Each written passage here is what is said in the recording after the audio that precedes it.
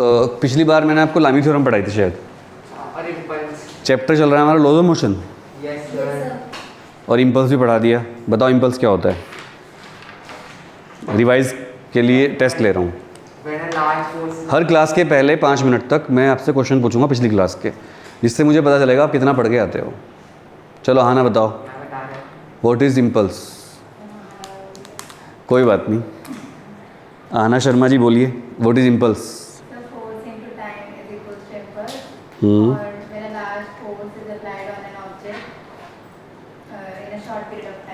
शर्मा लोग इंटेलिजेंट होते हैं क्या? तुम बताओ बेटा, what is impulse.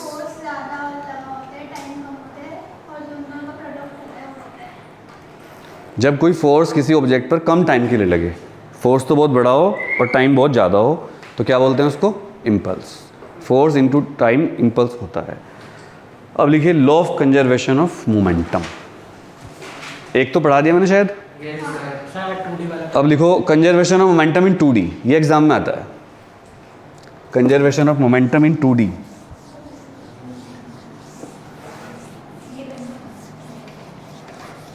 Conservation of momentum in 2D।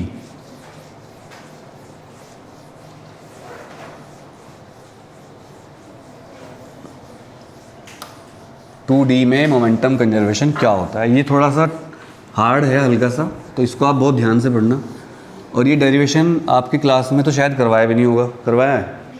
और आपके स्कूल में 1-2 बच्चे कर पाएंगे इसे, जो कंपटीशन की तैयारी कर रहे होंगे, केवल वही कर पाएंगे, नॉर्मल बच्चे इसको नहीं कर सकते। तो आप में से कितने बच्चे चाहते हैं कि इसको पक्का हो जाए तुम्हारा आज? ये हाथ खड़ा करो ऐसे, जो चाहते हैं पक्का हो जाए और रटना ना पड़े, दिमाग में आ जाए। तो 2 तरीके होते हैं पढ़ाने के, दिमाग में आए या रटा दो सर, जो सब करवाते हैं। तो कौन सा करवाऊँ? दिमाग में समझना चाहते हो या रटना चाहते हो? जल्दी बताओ। एक लड़की समझना चाहती है और सब रटना चाहते हैं। इसको मैं अलग से पढ़ा दूंगा फिर, तो बोले क्यों नहीं फिर? चलो दोनों ये कौन है? दोनों करवा दो जी। कितनी स्मार्ट है लड़की। आज आपको पक्का मैं गोलगप्पे खिलवाऊंगा 10 बढ़िया वाले, पक्का आज तो। इसने स्मार्ट आंसर दिया, इसको गोलगप्पे मिलेंगे, तुझे नहीं मिलेंगे। रुक के जाना बेटा, गोलगप्पे खा के जाना। हाँ वो मिलेगी पक्की, जो बोल दिया वो मिलेगा। चॉकलेट मंगवाता हूँ अभी तुझे। 2D में क्या होता है मोमेंटम, समझते हैं उस चीज़ को। सबसे पहले आपको समझना पड़ेगा कि फिजिक्स मुश्किल सब्जेक्ट नहीं है, फिजिक्स एक इजी सब्जेक्ट है। क्यों? देखो, ये एक ऑब्जेक्ट है, ये भी एक ऑब्जेक्ट है। इसका मास कितना है? m1। जब मैं लिखता हूँ बोला करो, इसका कितना है? m2। इसका वेलोसिटी कितनी शुरू में? इसकी कितनी है? आपने एक गाना सुना होगा, एक दिल के टुकड़े 1000 हुए। अभी रुक जाओ, टुकड़े करता हूँ। एक दिल के टुकड़े 1000 हुए, कोई यहाँ गिरा कोई वहाँ गिरा। ये बहुत पुराना गाना है मोहम्मद रफ़ी साहब का। जब 2 चीज़ों की ऑब्जेक्ट की टक्कर हुई, जब दिल के टुकड़े होते हैं तो बहुत झटका लगता है, ये नहीं पता रहता हम कहाँ पड़े हैं। ऐसे ही इन 2 चीज़ों की टक्कर हुई, सड़कों पे टक्कर होती हैं, एक्सीडेंट होते हैं। रात भी एक एक्सीडेंट हो गया था यहाँ, जब मैं रेलवे रोड पे जा रहा था। तो एक ऑब्जेक्ट तो m1 वाली तो चली गई मान लो ऊपर को ऐसे टक्कर के बाद, और m2 वाली नीचे को चली गई। इस बार लीनियर मोमेंटम नहीं हो रहा है, पहले तो टक्कर के बाद सीधी चल रही थी वो। टक्कर से पहले का सीन ये है, ये लाइन ऑफ एक्शन था इनका। टक्कर के बाद ये इधर गया, इसी को कहते हैं 2D कोलिजन। क्या बोलते हैं इसको? 2D collision. नहीं समझ में आ रहा है? क्लियर आ रहा है? इसको इस तरह समझिए कि मैं आपके अपने दोस्त से लड़ाई हो गई, रास्ते में चलते चलते सीधे जा रहे थे आप, यहाँ पर लड़ाई हुई है आपकी, लेकिन फिर भी आप चलते तो रहे उसी रास्ते पे ही, लेकिन आप अलग अलग हो गए। यहाँ आप मिले, बहुत दिन बाद आप मिले, यहाँ आपकी फाइट हुई, फिर आप अलग अलग हो गए, रास्ता वही रहा सेम। 1D, इसको क्या बोलते हैं? 1D। पर ये जो केस आप ऊपर देख रहे हो प्यारे बच्चों, ये कौन सा केस है? 2D, क्योंकि इसमें अलग अलग डायरेक्शन में चले गए हो। अब इसके हम कंपोनेंट डिवाइड करेंगे। कंपोनेंट डिवाइड करने का मतलब क्या होता है? इसकी वेलोसिटी मान लेते हैं इधर v1 है, कितनी है? v1। इसकी कितनी है इधर? v2। याद करो पहले मैंने यहाँ पर ऐसे लिया था m1 m2, इसकी वेलोसिटी u1, इसकी u2, इसकी ली थी फिर v1, इसकी v2, m1 m2। याद आया? सेम है लेकिन एंगल बदल गए। इस एंगल को मान लो अल्फ़ा, इसको मान लो बीटा। और इसकी वेलोसिटी v1, इसकी वेलोसिटी v2। कोई दिक्कत है किसी को? इजी लग रहा है? मुश्किल तो नहीं है बिल्कुल भी। यहाँ पर टक्कर होगी, टक्कर के बाद ये v1, तो इसके कंपोनेंट डिवाइड कर लेते हैं हम ऐसे, v1 कोस अल्फ़ा, और इसको ऊपर ले जाएंगे ऐसे, ये वर्टिकल y एक्सिस है, तो इधर आएगा v1 साइन अल्फ़ा। इसके हिसाब से फिर हमारा जो वेलोसिटी टू है वो नेगेटिव नहीं होनी चाहिए? कौन सी? यस नेगेटिव है, उसका एक कंपोनेंट नेगेटिव, देख लो अभी, देखते रहो। अब v2 के कंपोनेंट करो, ये बीटा है, तो इधर आएगा v2 कोस बीटा, और नीचे आएगा v2 साइन बीटा। चूँकि ये बच्चा रस्तोगी एकदम कॉन्फिडेंट उससे बैठा है कंसंट्रेशन से, तो इसके दिमाग में एकदम आ गया कि सर इनमें से एक वेलोसिटी निगेटिव होगी, और ये बात सच है, ऊपर की चीज़ों को हम प्लस मानते हैं, नीचे की चीज़ों को माइनस। तो v2 का पूरा सब कुछ निगेटिव नहीं है, v2 का एक component that is v2 sine beta negative है, ये फैक्ट है। मतलब इसकी वेलोसिटी में एक ऐसा फंडा भी है जो इसको नीचे को लेके गया, और एक फंडा इसको आगे लेके गया। यही तो होता है हर चीज़ में, हर चीज़ के दो कंपोनेंट होते हैं, एक उसको आगे लेके जाता है, एक उसको ऊपर लेके जाता है। ऊपर या नीचे एक ही बात है, प्रोजेक्टाइल में बताया था मैंने। तो यहाँ तक कोई दिक्कत है डायग्राम में किसी को? बोलो, जो हो समझ लो। क्लास में कभी भी कोई डाउट हो तो उसको समझना चाहिए, चुपचाप नहीं बैठना चाहिए। बताओ, ठीक है? चलूँ। अच्छा, दो तरह के फंडे हो रहे हैं, एक हॉरिजॉन्टल एक वर्टिकल। तो मैं यहाँ लिखूँगा केस फर्स्ट। मेरे डेरिवेशन की एक बात है, मैं ये नहीं कहता कि मैं बेस्ट फिजिक्स टीचर हूँ, बट मैं एक बात ज़रूर कहता हूँ, मेरे से छोटे, अच्छे और आसान डेरिवेशन कोई नहीं करवा सकता पूरे इंडिया में, तो मुझे कोई मिला नहीं आज तक। मेरे डेरिवेशन सबसे ईजी लगेंगे आपको, और सबसे छोटे, और आपको लगेगा हम खुद कर रहे हैं। मैं इसी लैंग्वेज में लिखता हूँ उनको। अभी तक जो डेरिवेशन करवाए उनको एक बार पढ़ना तो आपको पता चल जाएगा। बट चूँकि आप छोटे हो मुझसे, अभी आपका एक्सपीरियंस उतना नहीं है, तो आपको इतना लगेगा नहीं एकदम ईजी। मुझे तो लगता है मैं बार बार ये चीज़ करता रहता हूँ, आपको लगेगा 2-3 बार पढ़ने के बाद। तो देखो, for horizontal motion, x component motion, मैं कुछ लिखूंगा, आप कुछ लिखो मत अभी आप समझो पूरे ब्रेन से। ये क्या लिखा मैंने? अलोकोम, क्या मतलब है इसका? According to law of conservation of, या applying law of conservation of momentum. जैसे आप लोग मुझसे ऑफलाइन पढ़ रहे हो, ऐसे ही बच्चे ऑनलाइन भी पढ़ सकते हैं। ठीक है? ऑनलाइन पे जूम पे क्लास चलती है, आप अपने दोस्तों को बता सकते हो। उसकी फ़ीस केवल 9,994 रुपये है, जबकि ऑफलाइन की फ़ीस कितनी है? 19,000 कुछ रुपये। अब तो आप अपने दोस्तों को बता सकते हो कि अगर आप आना नहीं चाहते, दूर रहते हो, तो आप सर से पढ़ सकते हो। और कुछ सैंपल जो मैं डालता रहता हूँ, ये आप दिखा सकते हो कि सर इस तरह पढ़ाते हैं। वैसे मेरा पूरा कोर्स 12th का तो मैंने पूरा कर दिया, फिजिक्स का फ्री है यूट्यूब पर जो ऑफलाइन बात होती है, जो जूम पे होती है, वो यहाँ यूट्यूब से पढ़ने से कभी नहीं आ सकती, क्योंकि आप वहाँ पूछोगे कैसे। अब जैसे मुझे आपके फेस दिख रहे हैं, तो मुझे पता है कि आपकी समझ में नहीं आ रहा है। कई बार बच्चा शर्म से पूछता नहीं है, शर्म के मारे, बट हमें आपकी आइज से पता चल जाता है आपको समझ में नहीं आ रहा है। जूम पे भी इसलिए मैं कैमरा ऑन रखता हूँ हमेशा बच्चों को। हमारी जूम क्लास में आने का एक ही वो है फंडा, शर्त, कैमरा ऑन, हमेशा कैमरा ऑफ नहीं कर सकते आप। चलो, applying law of conservation momentum, ये क्या लिख रहा हूँ मैं?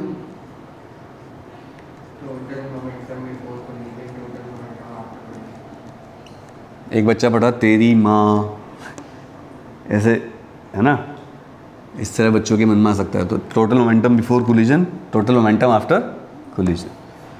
चलो भाई बताओ, एक्स डायरेक्शन की बात चल रही है। एक्स डायरेक्शन में टोटल मोमेंटम बिफोर कोलिजन कितना था? m1 u1, दूसरे वाले का m2 u2 is equal to, टक्कर के बाद एक्स डायरेक्शन में m1 का मोमेंटम कितना है बताओ? m1 का m1 v1 कोस अल्फा, और m2 का m2 v2 कोस बीटा। बताओ कोई दिक्कत है क्या? कुछ तो नहीं है, मुश्किल तो नहीं कुछ भी, क्योंकि सब इधर को ही जा रहे हैं। याद रखिएगा, इस डायरेक्शन को पॉजिटिव माना जाता है, इस डायरेक्शन को निगेटिव, इसको पॉजिटिव और इसको निगेटिव। ठीक है? अब मैं क्या करूंगा, देखो ध्यान से, m1 u1, इस m1 वाले को इधर ले आओ बेटा, बुक देखो मत कुछ भी, m1 v1 कोस अल्फा और m2 v2 cos beta, minus इधर ले जाओ इसको m2 u2। कोई दिक्कत है? जहाँ मैं गलती हूँ बता देना मुझे, जहाँ आपकी समझ में नहीं आ रहा आप बता देना। m1 कॉमन ले लो, क्या बचा u1 minus v1 cos alpha is equal to m2 common लेंगे तो क्या आएगा v2 cos beta minus u2। m1 के नीचे m2 को ले जाओ, पहले की तरह कर रहे हैं बिल्कुल, m1 अपॉन m2। आज मैं एक बच्चे का इंटरव्यू देख रहा था जो जिसने जेई टॉप किया है, तो उसने लिख रखा था, उसने बोल रखा था कि उससे पूछा कि पेपर कहाँ से आता है, तो उसने कहा ईमानदारी से बताऊँ तो पूरा पेपर एनसीईआरटी से आता है, जेई का एडवांस का भी। और ये बात सत्य है बेटा। देखो मैं बताता हूँ, एक मिनट रुक जाओ।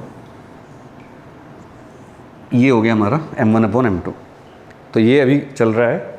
और मैं आपको बता दूं कि मैं तो एक टीचर हूँ, कई साल से पढ़ा रहा हूँ। जो बड़े बड़े कोचिंग इंस्टीट्यूट्स हैं कोटा के, दिल्ली के, वो अच्छा एक बात बताओ, जैसे मैं आपको एक फंडा बताता हूँ। एक शिव जी की तस्वीर रखी है छोटी सी, इतनी सी, और एक शिव जी बहुत बड़े देखे आपने 50-60 फीट। आप सड़क से जा रही हो, बस में बैठी हो, आप गाड़ी में बैठे, तो एकदम बड़ी वो देख के एकदम ऐसे होता है। और छोटी मूर्ति तो घर में ही दिख सकती है सामने से। मतलब ये एक साइकोलॉजिकल फैक्ट है, जो चीज़ बड़ी दिखती है हमें, उससे हमें ज़्यादा श्रद्धा फील होती है, उससे हम डर जाते हैं ज़्यादा। जो सीरियल आते हैं उनमें क्या दिखाते हैं, हनुमान जी एकदम बड़े हो गए, जय श्री राम बोल के ऐसे, तो हमें लगता है अब तो कुछ भी कर देंगे, है ना। हमें फील होता है कि पावर आ गई इसमें भी है। तो ये जो कोचिंग वाले होते हैं बड़े बड़े, मैं भी कोचिंग का पार्ट हूँ, फिर भी मैं बता रहा हूँ कि ये एक हवा की रेट करते हैं हर चीज़ का। जो प्रोडक्ट बेचना हो मार्केट के अंदर, उसका पहले डर पैदा करो। पहले कोई मास्क पहनता था? कोरोना से पहले कोई मास्क पहनता था क्या? नहीं। अब देखो ये मास्क पहन के बैठा, ये बैठी है, तो कितने करोड़ मास्क बिके होंगे, सोच के देखो। करोड़ों मास्क बिके होंगे, अरबों, पूरी दुनिया में तो अरबों बिके होंगे। कितना बड़ा मार्केट है, क्या लगता है आपको? और सोचो, सैनिटाइज़र सुना था कभी? सैनिटाइज़र हमने तो सुना नहीं। अब कितने हज़ार करोड़ लीटर सैनिटाइज़र बिक चुका होगा अब तक। एल्कोहल ही तो है, एल्कोहल वो सस्ता होता है, लेकिन एक बोतल 250 रुपये की, 500 रुपये तक की बिकी है। छोटी छोटी बोतलें मिलती थी जब कोविड पीक पे था। तो जब डर जनरेट होगा तभी बिजनेस चलेगा आपका, सिंपल सी बात है। ये मार्केट का फंडा है। तो कोचिंग वाले एक डर पैदा करते हैं कि बहुत कहीं से आएगा भाग के। अरे जो पेपर बनाता है NTA, वो सरकारी एजेंसी है, नेशनल टेस्टिंग एजेंसी। वो पेपर बनाएगी बच्चों के लिए। बच्चे हैं इंडिया के बच्चे पढ़ते हैं NCERT से। सरकार को थोड़ा ही पता है कि आप अमीर बच्चे हो, आप कोटा या दिल्ली जाकर कोचिंग कर सकते हो, या आप ऑनलाइन कोचिंग पढ़ सकते हो, या आप यहाँ 20,000 रुपये दे कर सकते हो मेरे पास। सरकार तो एक गरीब बच्चे के हिसाब से पेपर बनाएगी ना, जो गाँव में रहता है, जिसके पास NCERT के अलावा किताब ही नहीं है। सिलेबस तो वही है ना भाई। तो पेपर 90% तो बिल्कुल NCERT से आता है। 10% चीज़ें अलाउड होती हैं एक्स्ट्राऑर्डिनरी देने की, पर उनका भी बेस NCERT ही होता है। इवन आप चलो, जो आपकी क्लास के बच्चे IIT तैयारी कर रहे होंगे कहीं किसी बड़ी कोचिंग में, उनसे बहुत सारे NCERT के सवाल ही नहीं सोल्व होंगे। तो हम जिस चीज़ को पढ़ते ही नहीं, उसको हमें क्या पता कि वो पेपर कहाँ से आया, जब हमने NCERT पढ़ी ही नहीं कभी ढंग में। आप किसी से मिले ही नहीं, आपको क्या बताओ कैसा है? पहले मिलो दोस्त से। तो ये बात सच है कि NCERT को ढंग में पढ़ के, ये नहीं कि बस रट लिया डेरिवेशन, ऐसे नहीं होगा। जेईई एडवांस कॉन्सेप्ट समझनी पड़ेंगी। जो सिलेबस दे रखा CBSE ने, उसका एक एक ग्राफ, क्या आपने NCERT के सारे ग्राफ पढ़े आज तक? क्या आपने NCERT के सारे इन टेक्स्ट क्वेश्चन करे? क्या आपने NCERT की एक लाइन पढ़ी? क्या आपने NCERT में जो लिंक दे रखे हैं बीच बीच में, वो खोल के देखे नेट पे जाके क्या है? क्या आपने NCERT की बैक एक्सरसाइज पूरी सोल्व करी? क्या आपने एडिशन एक्सरसाइज करी? नहीं करी। क्या आपने NCERT के जो बोर्ड लेटर छपे हैं वो पढ़े? क्या मतलब है उनका? इतना पढ़ के नोट्स बना के तब सिलेक्शन होता है। ये वाला यहाँ से मैंने कुछ नहीं किया, मैंने इसका मोमेंटम M1U1 था, इसका M2U2 जोड़ दिया। टक्कर के बाद इसका M1V1 कोस अल्फा, इसका M2V2 कोस बीटा। टक्कर से पहले, टक्कर के बाद लिख दिया, बस कुछ भी नहीं किया। और फिर M1 को कॉमन ले लिया, M2 को कॉमन ले लिया, M1 के नीचे M2 को ले गए, क्योंकि हम कंपेयर करेंगे ना बाद में पहले की तरह। अब इधर देखो, इक्वेशन फर्स्ट। हेलो भाई साहब, इधर देखो, केस 2 4y एक्सिस कोलिजन। अच्छा चलो, एक आपका दिमाग टेस्ट करता हूँ मैं, क्योंकि आप लोग अभी ये बात चल रही थी कि जेईई में कैसे पेपर आता है। हाँ, जैसे जब बॉडी हमारी हॉरिजॉन्टल में जा रही है, तो जब वो सीधी मूव कर रही है, तो हमने वहाँ पे P1 cos थीटा तो लिखा, रेंज का फॉर्मूला रेंज का कैसे करेंगे? ये तो सड़क पे जा रही है बॉडी, तो प्रोजेक्टाइल मोशन नहीं। कहाँ प्रोजेक्टाइल? सड़क पे है। मोशन में है सड़क पे। देखो आप समझे नहीं, कहाँ पहुँच गए आप? कोलिजन के बाद कोलिजन के बाद भी सड़क पे ही है। अरे देखो भाई, देख लो, ये देखो, इधर देखो, खड़े हो जाओ, बैठे रहो, ये मैं टक्कर मारूंगा, है ये जा रही, देखो ये इधर गई ना, सीधी तो नहीं गई, तो सड़क पे ही तो गई है। अच्छा ऐसे ही हाँ, अरे आपने सड़कों पे देखा नहीं एक्सीडेंट कैसे होते हैं? अभी टाटा के पूर्व चेयरमैन स्वर्गीय साइरस मिस्त्री जी की डेथ हुई। वो एक बहुत महंगी गाड़ी में 17 लाख की गाड़ी में बैठे हुए थे, उसके ऊपर बहुत वो भी हो रहा है। वो गाड़ी सड़क से किनारे पे टकराई हुई थी डिवाइडर से, वो कैसे गई वहाँ? जब कोलिजन होते हैं तो चीज़ें थोड़ा ही सीधे में रहेंगी। एबीएस होता है गाड़ियों में, एबीएस का काम ये होता है गाड़ी को सीधा रखना, बट जब टक्कर हो गई फिर एबीएस कहाँ काम करेगा? फिर तो गाड़ी कहीं भी जा सकती है। लोग तो कहाँ मिलते हैं गिरे हुए एक्सीडेंट के बाद। आप कभी किसी कार का और ट्रेन का एक्सीडेंट देखना यूट्यूब पे। हमारे गांव में हुआ था बस का और ट्रेन का एक्सीडेंट। बस रेलवे क्रॉसिंग पार करी थी, मैं 6ठी क्लास में था। लोगों की डेड बॉडी कई कई दिन बाद खेतों में मिली थी आसपास। हाँ, वो डेड बॉडी उड़ के गई होंगी, से वो प्रोजेक्टाइल में आ जाएगा। यहाँ पर जो केस है वो इस तरह सड़क पे ही गिर रही है इधर उधर, ठीक है। ये भाई रेंज का फॉर्मूला मत लगाते हैं। अच्छा, फॉर वाई एक्सिस वो, तो फिर वही लिखूंगा मैं जिसको बच्चे गाली समझते हैं आजकल की, TMBC TMAC। अब बताना मुझे, मैं आपका इंटेलिजेंसी टेस्ट कर रहा हूँ।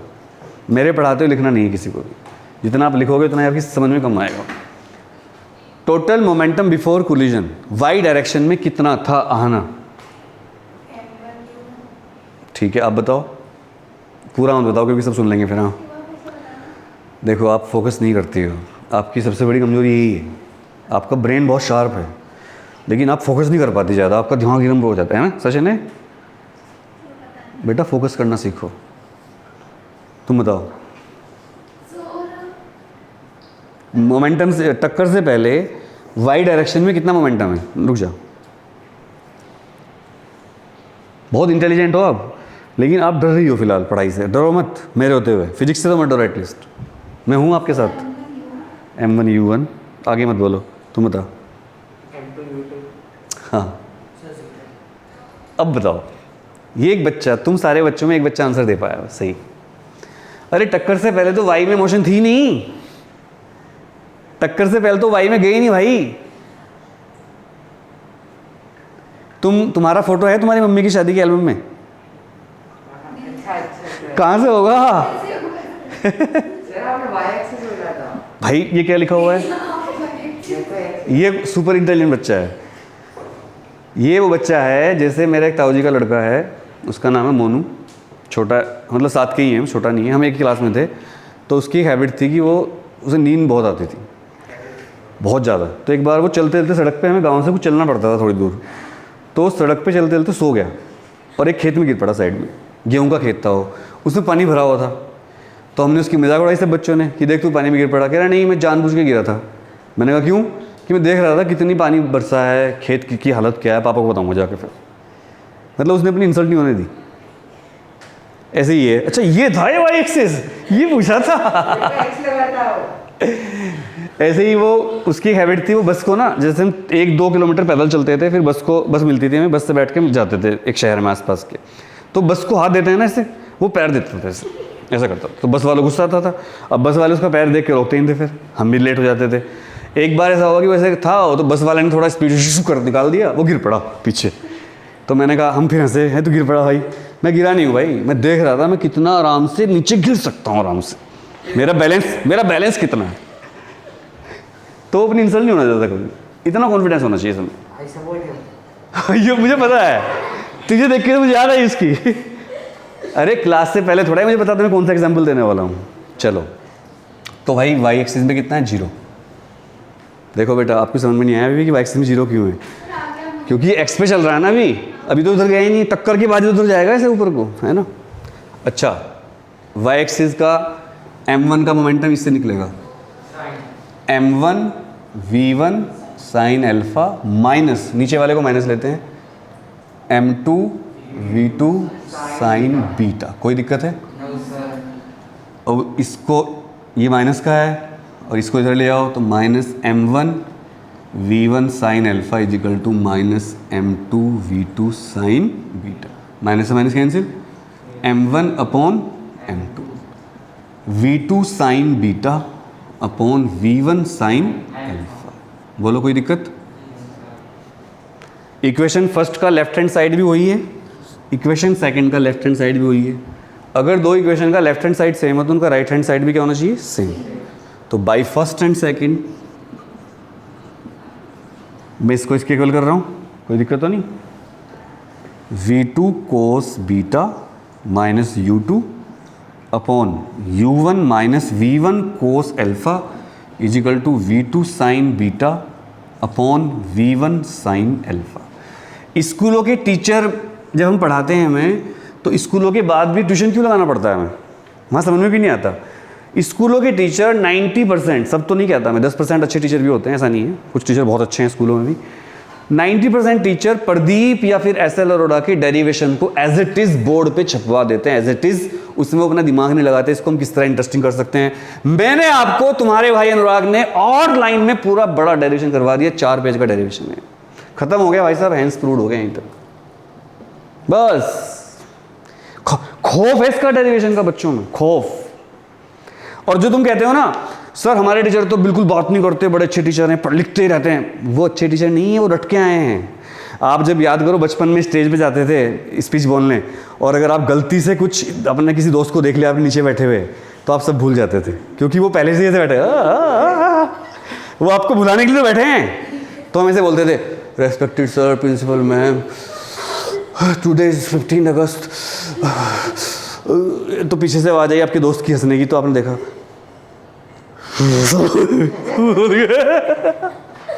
तो टीचर भी सही है, क्योंकि है तो ह्यूमन ही सभी, तो इसलिए बोलते नहीं। जैसे मैं आपको किस्से सुनाता रहता हूँ बीच में, तो आपको लगता है सर तो बातें करते हैं, बातें बहुत जरूरी है, ये बातें ही तो जरूरी है आपको समझाने के लिए। रटकी पढ़ना तो किताब से रट लो, ट्यूशन क्यों आए हो? अरे यही तो कभी यूएसए के टीचरों को देखना पड़ा, आईआईटी के टीचर को देखना कैसे पढ़ाते, एससी वर्मा सर को देखना कैसे पढ़ाते हैं। एससी वर्मा नाम सुना है? फेमस फिजिक्स टीचर, जिनकी बुक बहुत फेमस है, लेकिन जब उन्होंने अपनी कोचिंग खोली पटना में, फेल हो गए वो। बच्चे नहीं हैं उनके पास। याद रखना, जो बहुत बढ़िया टीचर होते हैं उनसे बच्चे पढ़ना नहीं चाहते।